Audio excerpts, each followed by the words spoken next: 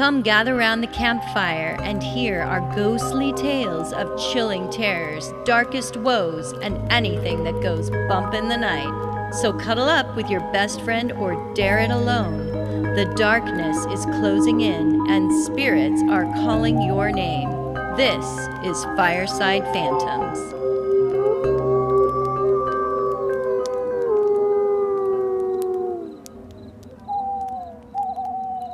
So, Carol, you and I agreed that we were going to do an episode on haunted pets. That's right. And because I'm you're so excited. I know, me too. And because I know you're the dog lover and I'm That's the cat right. lover, we naturally went and gravitated towards the pet of our choice. So tonight I'm going to be doing stories about haunted cats. Awesome. I can't wait to hear. I'm going to start by telling you the story of my own cat, my sweet, dearly departed Cleo. I had her for 14 years.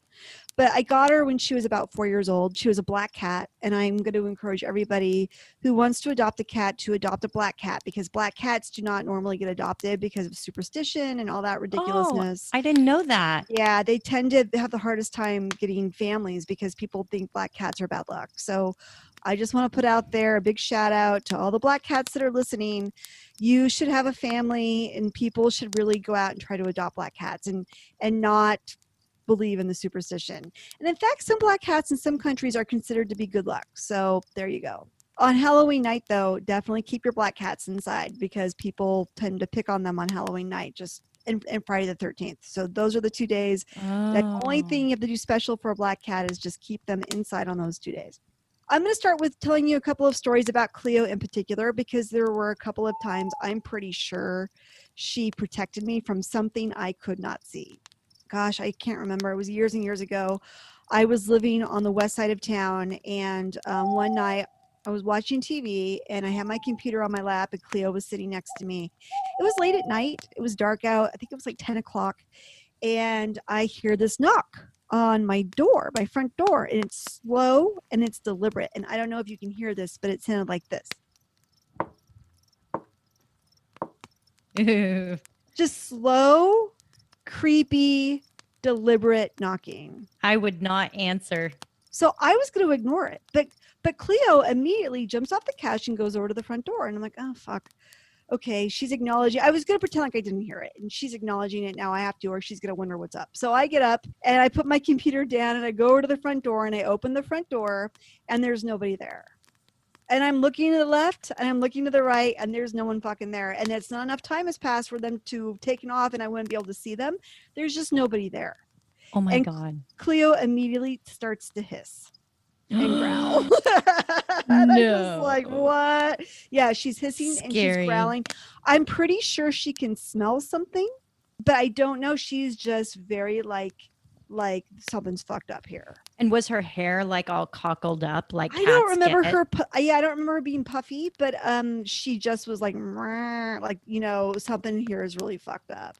So that's one story I had. I immediately shut the door, locked it. Then I went over and I peeked out my bedroom window, which shares the same wall as the front door. And I was looking, and there's just nobody out there. I'm like, that was really fucking weird. That's That's the devil at your door, Holly. That's the devil at my door. That is definitely the devil at my door. There was another time, years before that, actually, we were in another apartment. I was laying in bed. It was early in the morning, and I woke up, and Cleo was sitting on the top of my dresser, and she was staring up into the corner of the ceiling. So she looks at the corner, and then she looks at me. She looks at the corner, and then she looks at me. She looks at the corner, and then she looks at me. And then she jumps off the dresser, runs across the floor, jumps onto the bed in front of me, looks back at that same corner, and hisses. I'm pretty sure she was protecting me that time, too. That is messed up. Isn't that creepy? So she could definitely see something that was going on there. Cleo passed away, sadly, a couple of years ago. And I still feel her, like when, because she'd always sleep next to me in bed. So I can feel her walk across the bed and lay down next to me. And, they say that when you dream about people who have passed, that's them coming back to visit you. And I've had lots of Cleo dreams since she's died. So I know that her little ghost cat spirit is around me quite a bit. So the first story I have isn't really a haunting story. It's just a cool story about a cat. And so I wanted to throw it in here because it's a story that's always stuck with me and I really like it. Back in 2006 in Columbus, Ohio, there was a guy named Gary Rocheson. He had a lot of health issues and he fell out of his wheelchair and he was like laying on the floor and he lived alone. And he's like, I don't know what I'm going to do. Can't reach the phone. Probably going to die here. So a couple hours go by and there's a knock at his door and it's the cops. And he's like, yeah, I need help. Come in here. And they come in. They get him an ambulance. They get him all up on the stretcher. And he's like, how did you guys know to come to my apartment? They're like, well, we got the 911 call. He's like, nobody called 911. And they looked over and his phone's sitting there. The receiver's off the hook and his orange tabby cat, Tommy, is sitting next to it. And the guy tells the cops, he goes, you know, what's weird? A couple of years ago, I was trying to teach my cat how to dial 911 in case something like this happened. I didn't think it stuck, but it fucking did. He obviously has an amazing cat. The best cat. That is almost like an unbelievable story, Holly. It was on People magazine. I totally thought you were going to say the cat came over and pressed his help, I've fallen, can't get up bracelet. He had one of those bracelets too, but the cat knew how to use the phone. So, and I'm telling you, it's true because my link was from like NBC News and it was in People magazine. These are legit sources. I'm telling you, it's a true story, dude. I didn't know cats were that smart. I know cats dogs are incredibly smart. You can train a cat, but cats are usually indifferent. Dogs are like, oh my God, please love me, please love me. And cats are like, fuck off. I'll just go catch a rat. I don't need you. Wow. No. I never thought of that before. I thought dogs are just really super loyal. And dogs have been domesticated longer than cats. So cats still have a little bit more of their wildness in them, where dogs are less so.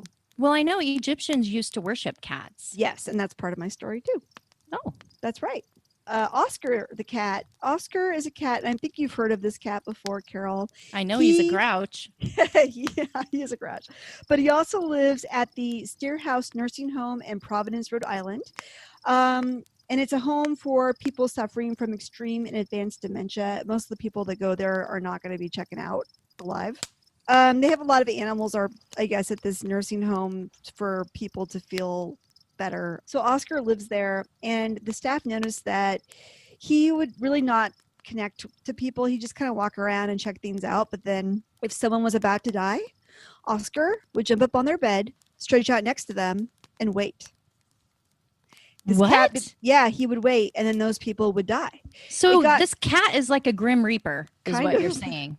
Kind of. It got to be so accurate that when the staff saw him stretching out by somebody, they knew to call the family because the time was near for that person to pass. Most of them were not even aware he was there because they were so out of it. I mean, they had severe dementia. They didn't really realize there was a cat laying next to them. They didn't even know. So if Oscar was actually not allowed into a room where a patient was about to die, he would scratch at the door and try to get into the room. At one point, the nurses thought one of the patients was going to die at any moment. So they waited for Oscar to go lie beside him, but Oscar didn't go and lie beside him. And they thought, well, maybe his streak is broken. So they picked him up and they walked him into the room and set him down next to the patient. And Oscar was like, fuck you. And he jumped off the bed and took off. And they were like, that cat doesn't get it. Well, they were wrong because the patient lived for 2 more days. No. And on the end of the second day, here comes Oscar, jumps up on the bed, lays down next to him, and the person gone.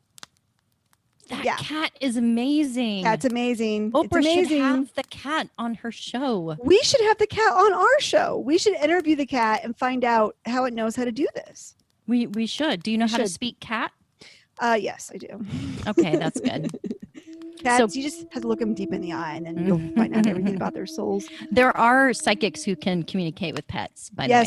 Yes. We could have a pet psychic on our show with the cat. I would love to do that. That would be awesome. I don't know. I think Oscar's still alive, but I'm not sure. But that would be so cool. So the thing about Oscar is that he was so accurate that one of the staff, Dr. David Dosa, wrote a book about him called Making Rounds with Oscar, The Extraordinary Gift of an Ordinary Cat. They were able to track that Oscar got it right 50 times over 5 years. So, as we know, cats have different and better senses than people. Oh, Um, absolutely. their ears are able to pick up frequencies that are 4 to 5 times higher than people. So, cats can hear things that we cannot hear. They have such good hearing that they can detect slight sound from 35 feet away or 10 meters away if you're in another country. They can be very accurate at where the sound is coming from and what height it is at. That helps them in their hunting. Cats can see some ultraviolet light, which is not something that humans can see. They can also pick up on very subtle motion that we cannot see or notice.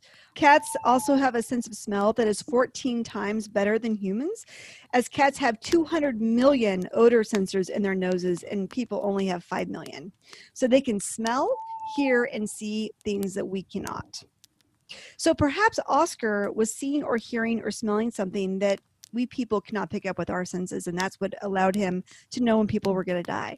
He could just figure it out with his ability to see and hear and smell. I don't know. I know that there are animals that can detect cancer by Yeah. the smell, Yeah. but I've never heard of animals detecting death. Yeah. That is phenomenal. Yeah. Isn't I that mean, cool? Such a cool cat. I love that. So cats have a long tradition of being associated with ghosts and magic. Of course, black cats are associated with witches and Halloween. And as you pointed out earlier, Carol, the Egyptians worshipped the cat and believed that cats could communicate with spirits and see ghosts. They revered the cat so much that if you were found killing a cat, you would be criminally punished. They also had a ritual that if a cat belonged to a family and the cat died, then everyone in the family would shave off their eyebrows to show that they were mourning the cat's death. I did not shave off my eyebrows when Cleo died. Had I known that that was a tradition, I probably would have done it, and then people would have looked at me with sorrow. you know what? I used to have a cat, and then one day I woke up without eyebrows. So somebody must have done that in my sleep. Maybe it was the cat, because I'm pretty sure cats might can work a razor, so that might be what happened. The Egyptians also worshipped the goddess Bastet. I'm not sure if I'm saying that right. The goddess Bastet that had a woman's body but the face of a cat. Bastet was the goddess of protection and cats, as cats were seen as protectors in Egypt because they killed rats, mice, and snakes, with the emphasis being on cobras. Because Ooh, there's a lot of cobras in Egypt, there was, yeah. and cats could take them out. So, yeah. So there's a little background on cats and how they're cool and their mythology and all that jazz. I found a story on the internet that's kind of interesting. It's called the Dear David story, and it's kind of popular. It was on Twitter. The guy tweeted all of it, and it's kind of fun to watch. So apparently this guy, his name is Adam Ellis. He was living in this apartment, and he felt like the apartment was haunted by this boy.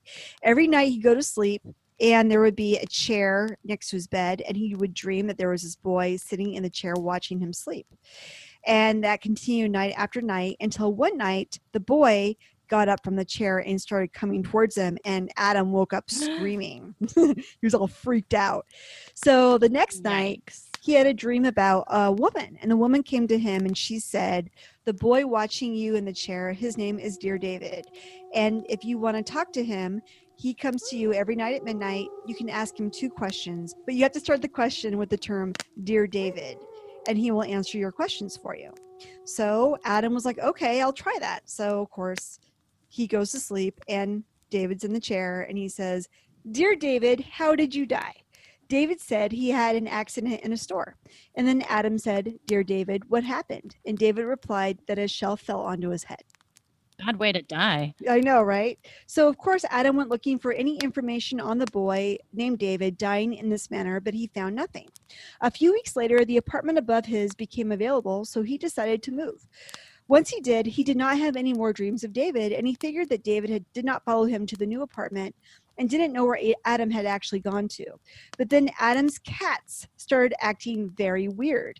Every single night at midnight, they would gather at his front door and just stare at it, like they knew something was on the other side of the door. Adam thought maybe David was outside of his door looking for him. The cats continued to do this every single night at midnight, right on cue.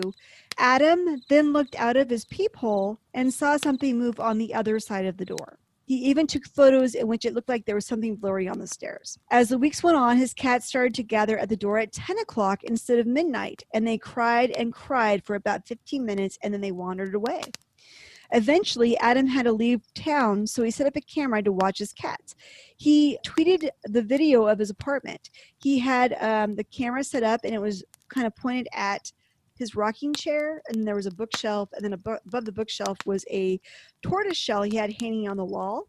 And as you watch the video, there's nobody in the apartment, there's no cats in the shot, and all of a sudden you see the rocking chair moving back and forth by itself.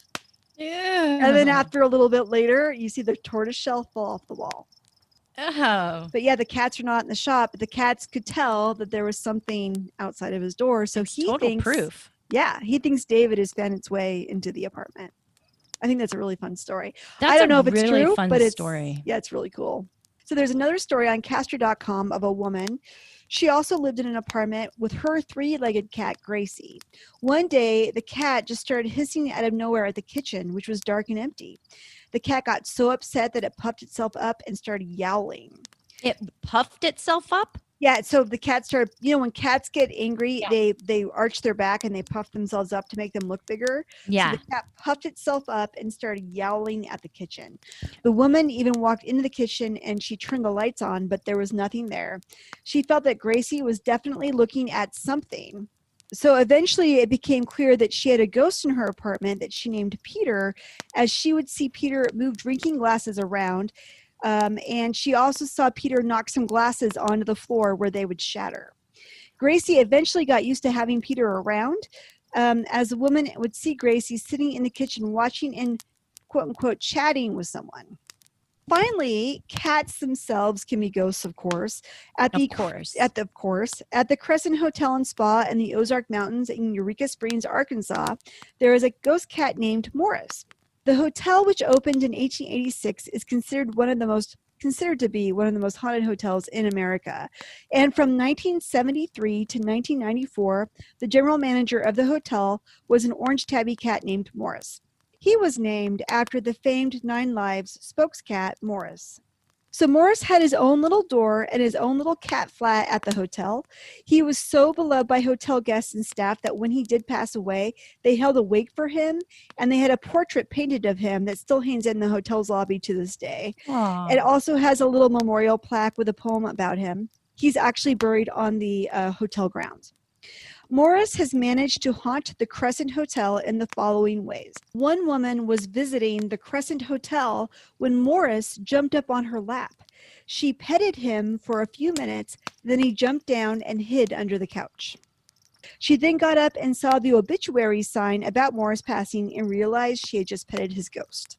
The hotel does give ghost tours, and during the tours, many people will feel a cat brush up against their legs. One woman even took a photo of one of the chairs in the lobby in which sat an apparition of a yellow tabby cat.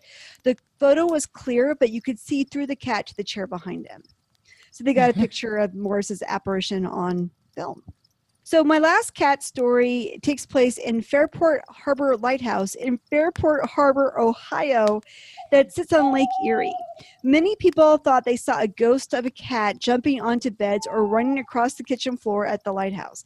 The wife of the first lighthouse keeper had a cat named Sentinel that disappeared shortly after she died.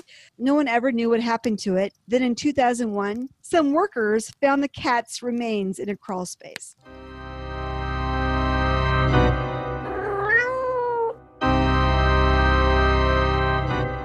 Well, Holly, you know my stories about dogs who see ghosts or seem to be seen as ghosts after passing away.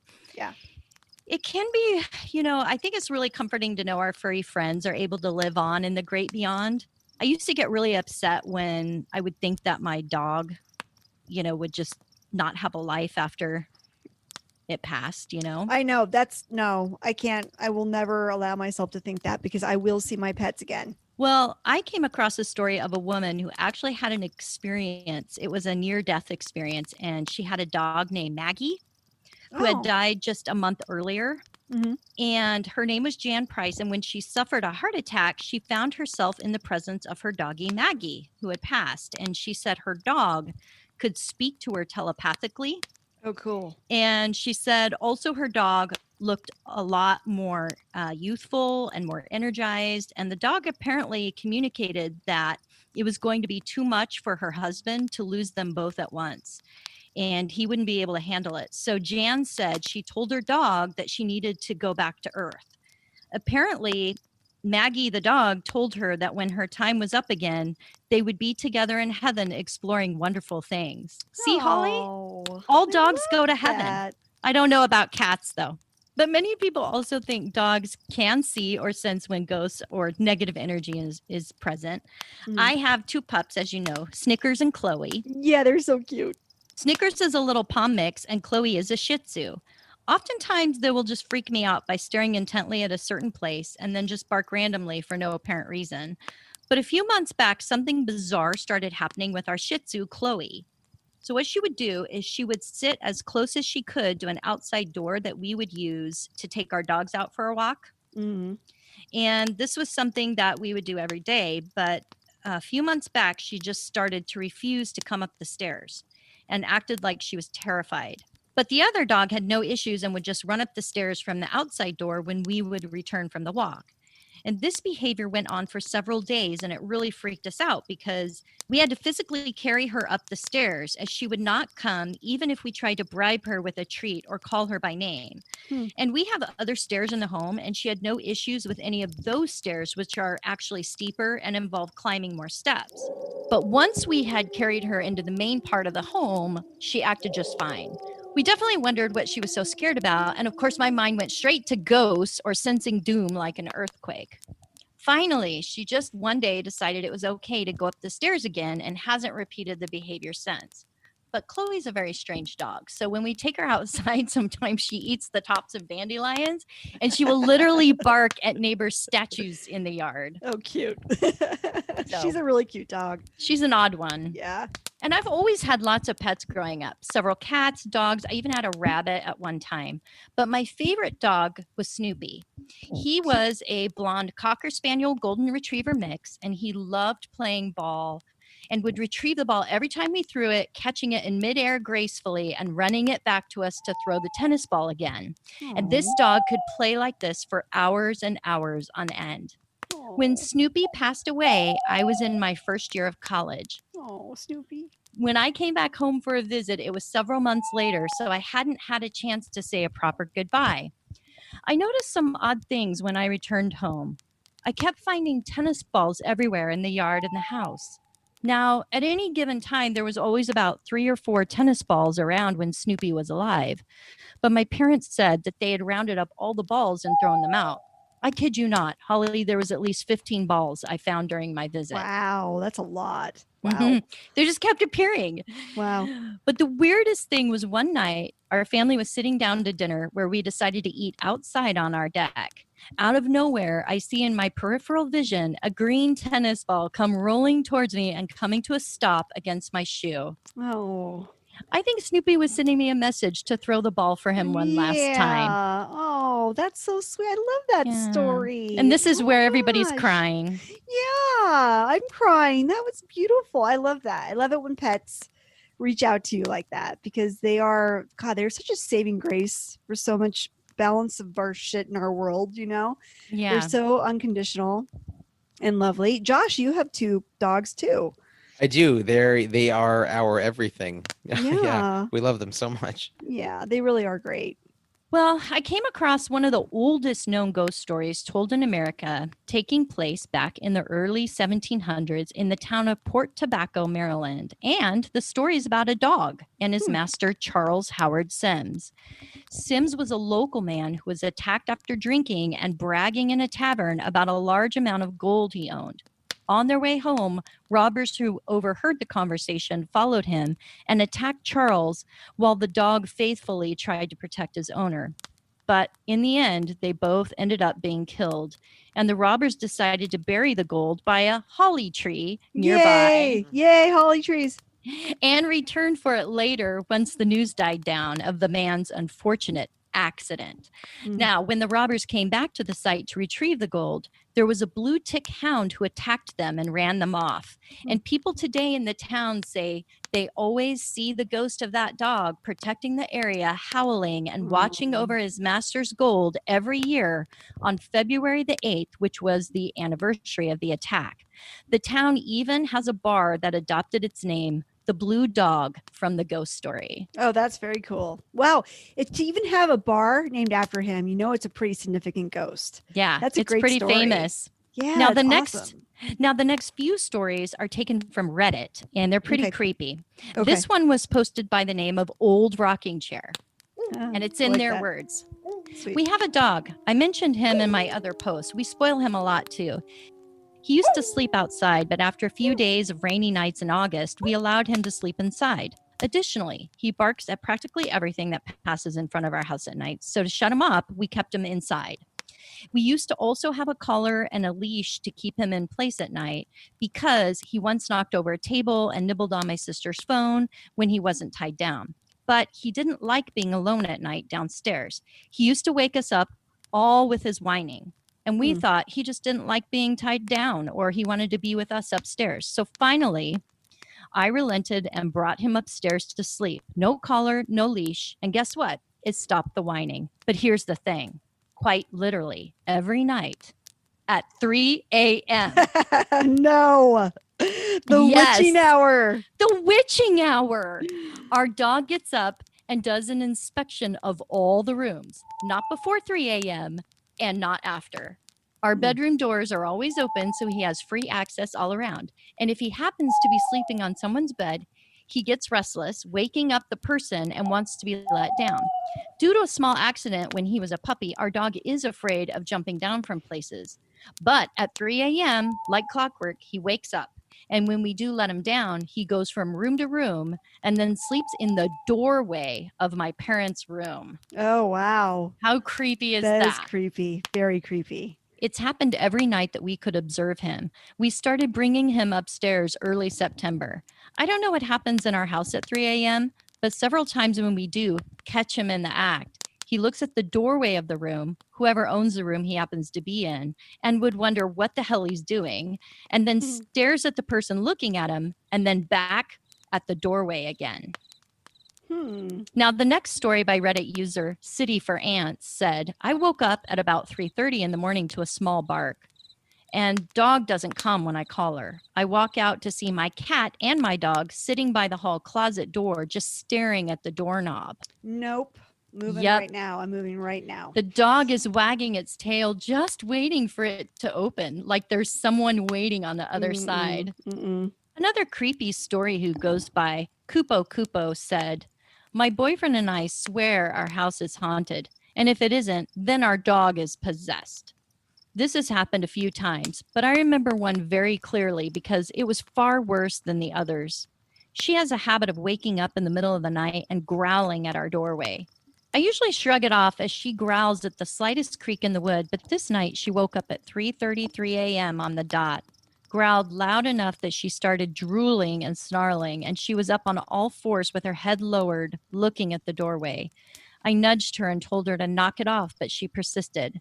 After about 5 minutes of this, the TV service cuts out, and we sleep with it on for noise, but it went out and cut to static. At this time, my dog lowered herself to the bed, lying flat, pulling her ears back and whining. Then she slowly moves her head from the doorway to the TV as if something was walking into the room. Then the TV shuts off as she fixates her gaze upon it. No. I noped the F out, pulled my comforter over my head, and refused to look around until it was daylight. I don't even know what I would do. I would probably tell the dog, I'm sorry, I have to leave you here. Good luck. And then I would take off. The dog would have to stay. I definitely would hide under the covers. I'm one of those people where I would just pull the covers up. Like what I can't see doesn't hurt me kind of thing. I would pick the dog up and throw it at the invisible entity, and then I would run out of the apartment. You got the devil in you, Holly. You got the devil in you.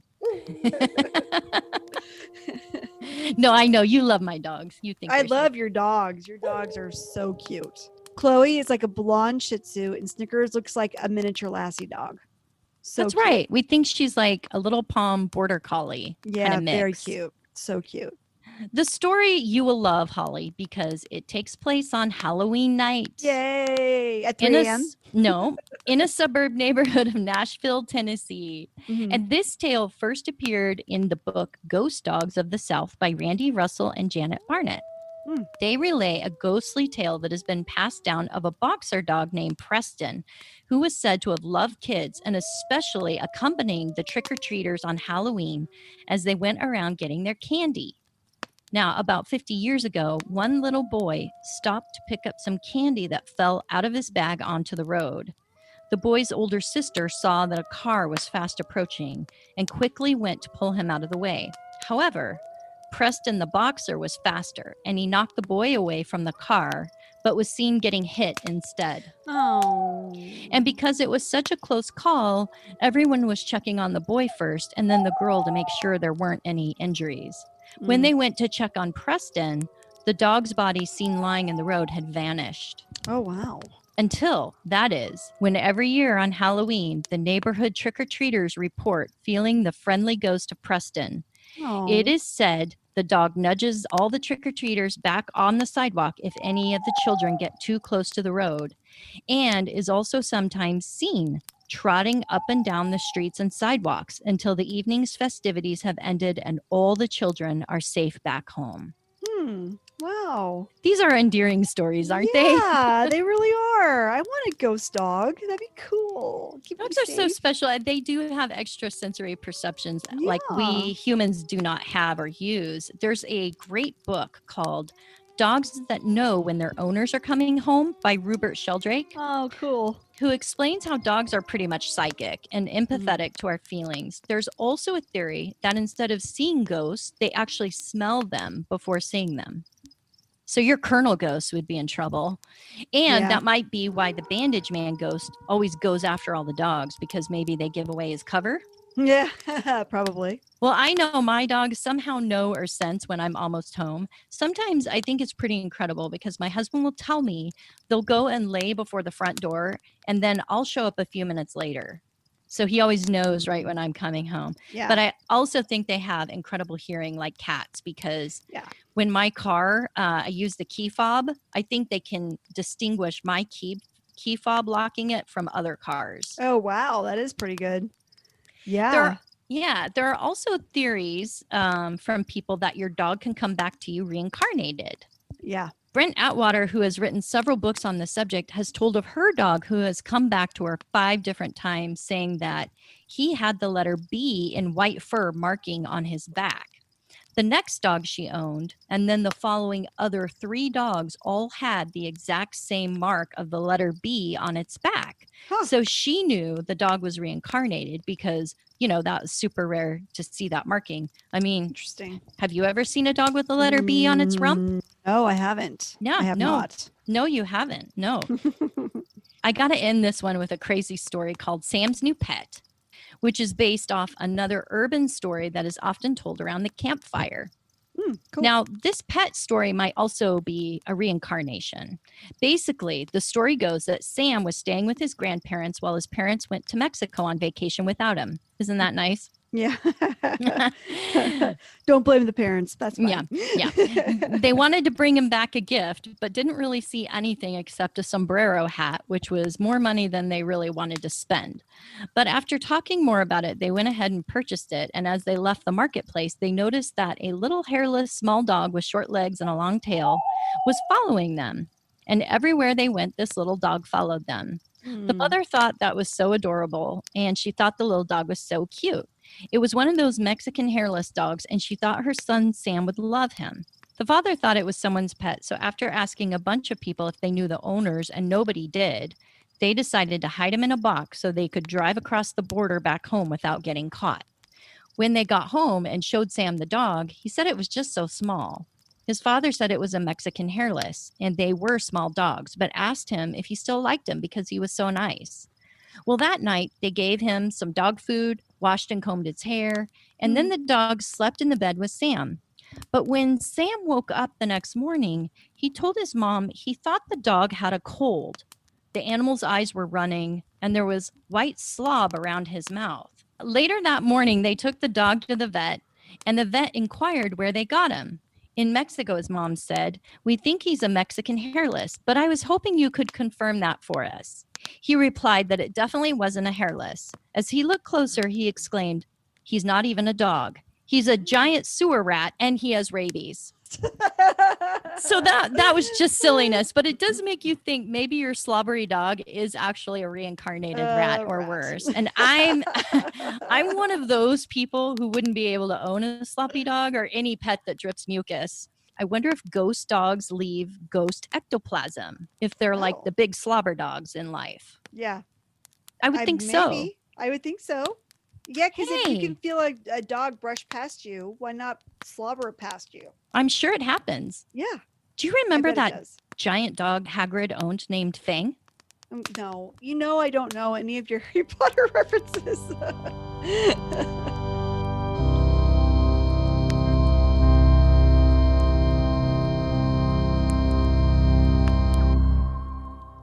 Oh, that's really cool, Holly. I thought we were going to do our pet stories. I'm a mess. Okay. Cute skirt, though. I really like your skirt. Shit. You didn't see up my skirt, did you? Try to wear underwear next time, okay? What? Oh, shit. I am in a fort. Does this sound wow. better? That sounds so good. Yeah. Yeah, that sounds You really like good. this? Yeah. Yeah, we do. We like it a lot, baby. All right. Wait, Talk dirty to me now. Why don't you relax until it's your time for your story, and then you can crawl under there, because that's when you're going to be using the most amount of your audio. Oh, no. I'm going to interrupt you a lot. Did you do like a straight take of his name? Like when you got it, like did you say? I feel like you said it every way, but Senior, you said Senior Gary Rochenson. My first story, or actually that would be my second story now, or no, maybe my third or my fourth, because I talked about Cleo. It's your third story, because Chloe was definitely your first. Cleo, it's Cleo. Cleo was my first three stories. Can you put some clown music in there, Josh? Because this is. I just love cats so much. Hey, what's so funny about that? Why are you laughing? It's just so sad. Like you're just. Oh, I'm sorry. He said, "Dear David, what happened?" And I'm sorry. No, I'm sorry. Hold on. He said. Yeah. Thank you, Holly. You're welcome. Sorry, that was so bad, Josh. I knew this was going to be rough. I practiced these kind of, but not really. And I was tired and hot. I'm like, this is going to be a shit show. Anyway, Carol. Yes. I'm just trying to get a visual in my head of where we're at. So go ahead. I'm going to beat you, Holly. Oh, rabies. Well, later. Okay, stop it, Holly.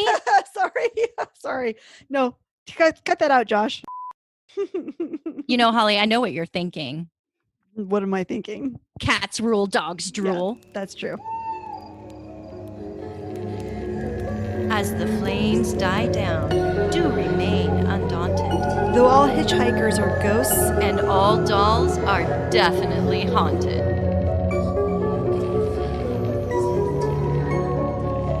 Hey guys, be sure to follow us on Instagram. Our handle is @FiresidePhantoms. If you have a spooky story you would like to share with us, send it to firesidephantoms@gmail.com, and you may hear it on a future episode.